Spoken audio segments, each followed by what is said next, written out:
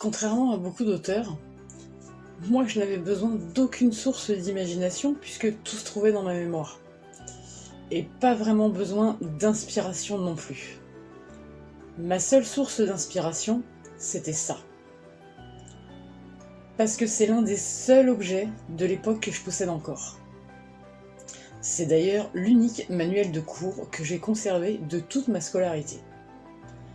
J'avais juste besoin de concentration.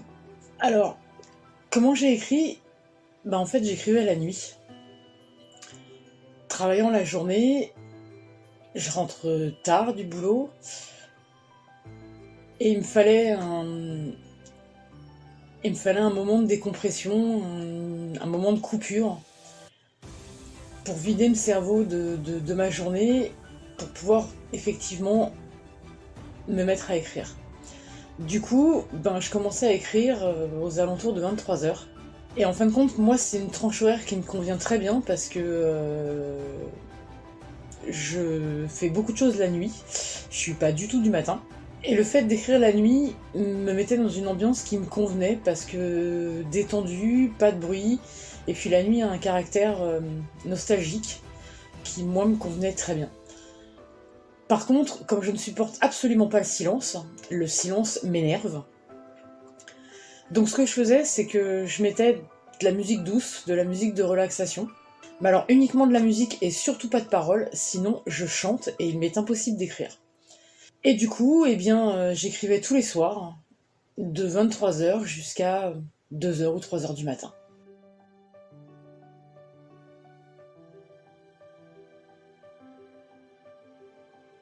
Je travaille dans mon salon, là où est installé mon bureau, et j'ai pour habitude de travailler sur 3 écrans.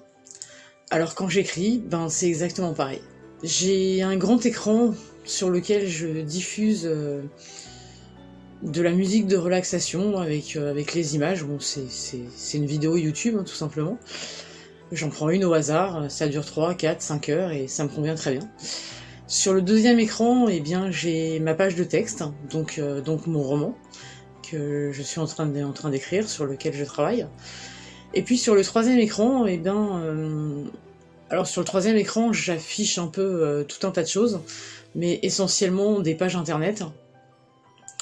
Alors souvent c'est pour des recherches, alors liées à ce que je suis en train d'écrire, Wikipédia, ou des paroles de texte, des citations, etc. J'évite d'ouvrir mes mails pendant que je travaille, parce que ça incite à les ouvrir et à les regarder à chaque fois qu'il y a une notification qui arrive, ce qui est très mauvais, parce que ça déconcentre et en plus ça fait perdre du temps.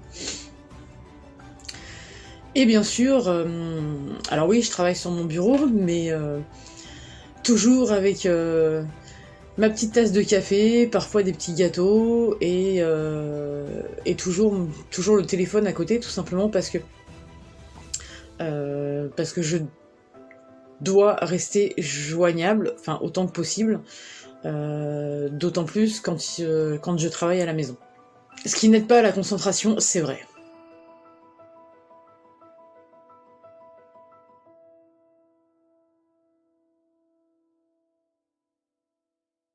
Alors non, j'avais aucun plan d'écrit par rapport au roman. Alors oui, quelques notes. Alors pourquoi aucun plan ? Parce que tout simplement, moi la chronologie elle était évidente. J'avais juste à raconter et à écrire ce qui s'était passé semaine après semaine, mois après mois, année après année. Donc la chronologie était très facile. J'avais juste peur au départ, effectivement, de mélanger certaines choses, ce qui n'a absolument pas été le cas.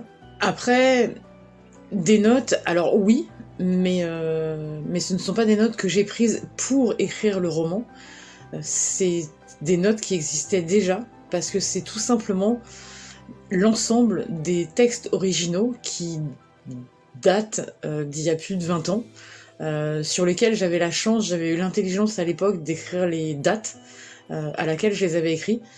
Du coup, ça m'a plus ou moins servi de fil conducteur.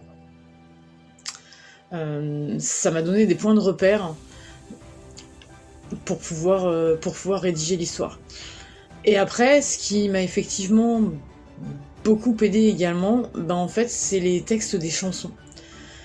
Parce que dans le roman, il y a énormément de citations, de morceaux, de chansons qui sont vraiment essentiels à la compréhension de l'histoire. Et en fait, chaque chanson correspond à une scène, à un événement particulier. Et effectivement, je me suis servi des textes pour établir en quelque sorte la trame de l'histoire.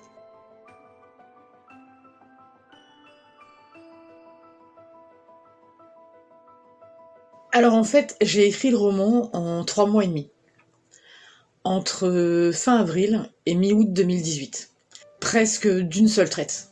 J'ai commencé un soir par écrire la moitié de la première partie, ce qui en fait correspond à la première année.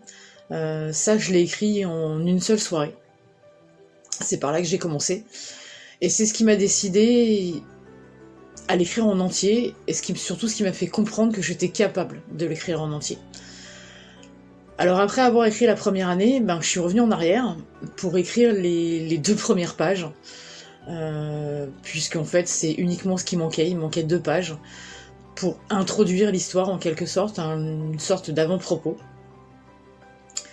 Et puis j'ai continué à écrire tous les soirs, alors bien sûr par la deuxième moitié de la première partie, ce qui correspond à la 2e année.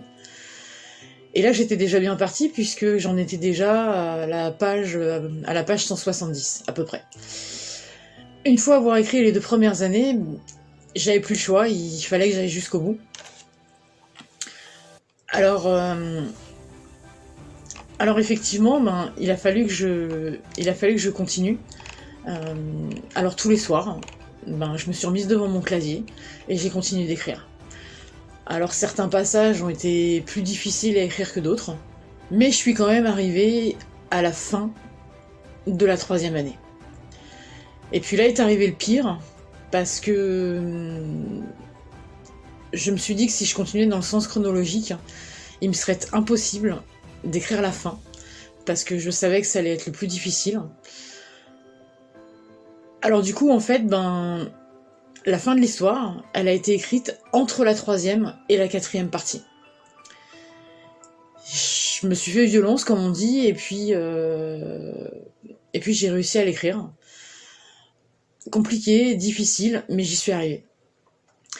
Une fois que la fin était écrite, je l'ai mise complètement de côté. Elle était même dans un fichier complètement à part. Et puis là, je suis revenue en arrière, et j'ai écrit la 4e partie. Et donc la 4e année, et donc la 3e partie, et la dernière. Mais je vais pas trop m'étaler sur l'écriture en elle-même, parce que vous allez pouvoir retrouver tous les détails de l'écriture du roman dans la chronique à suivre sur Facebook et sur le site web. Vous retrouverez les liens dans la description.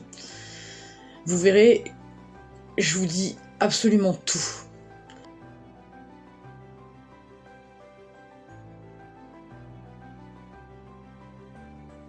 Alors oui, il est très difficile d'écrire sa propre histoire.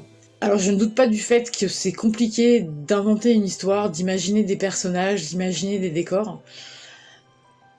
Ça c'est certain, mais en revanche, écrire sa propre histoire, effectivement c'est très compliqué.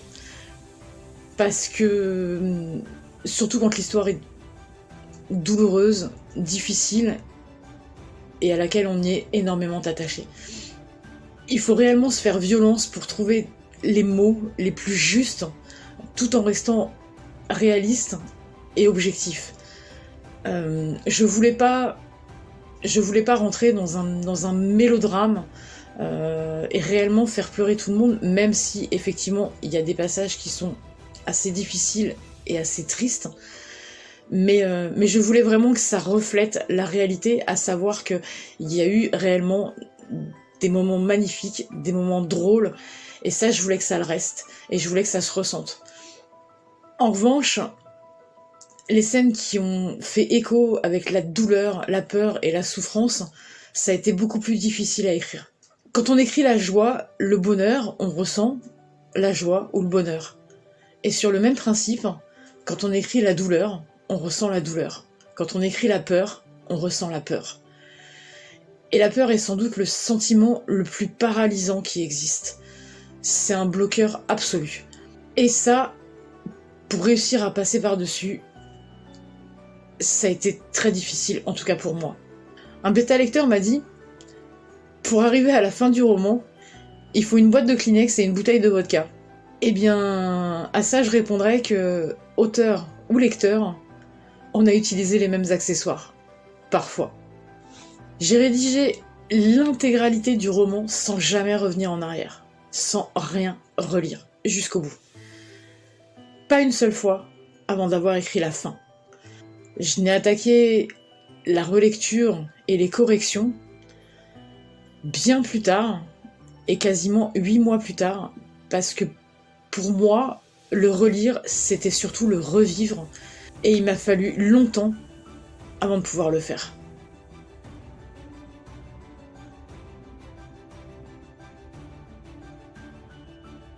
La première réponse à cette question qui me vient à l'esprit serait tout simplement que je n'ai pas trouvé d'autre moyen. Il m'était impossible de raconter cette histoire comme s'il s'agissait de quelqu'un d'autre. Alors effectivement, j'ai utilisé le jeu tout au long du roman. C'est en fait une lettre géante de 550 pages. Ce qui a visiblement pour effet d'embarquer le lecteur qui s'identifie au narrateur.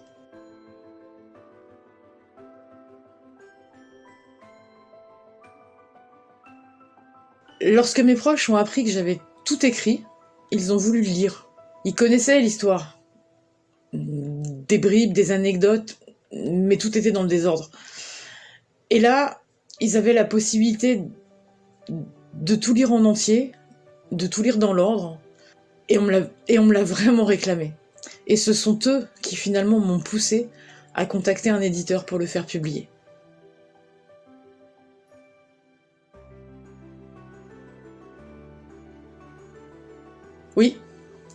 Oui, je continue d'écrire.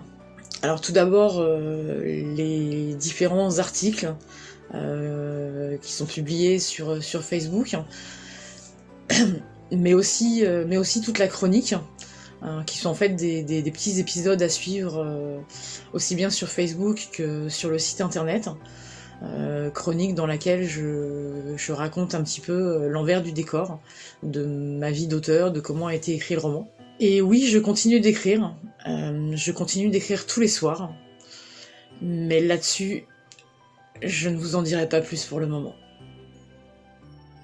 Merci pour cette petite interview, et je pense qu'il y en aura d'autres. Alors, je vous dis à la prochaine fois, et surtout, n'oubliez pas, sur la chaîne, une vidéo tous les 15 jours sur différents sujets. Je vous laisse les liens, je vous laisse l'accès aux playlists, et surtout n'oubliez pas, ne lâchez pas, n'abandonnez pas.